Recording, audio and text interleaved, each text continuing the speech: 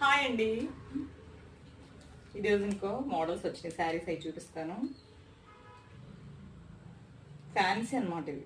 Fancy అలా గుచ్చుకోవడం, అలా బండల్లా ఉండడం అలా ఉండదు. చాలా స్మూత్గా ఉంటుంది ఫ్యాబ్రిక్, చాలా నీట్గా ఉంది క్లాత్. వాటిలో ఇదొక మోడల్. కొంచెం దగ్గర చూపించమ్మా.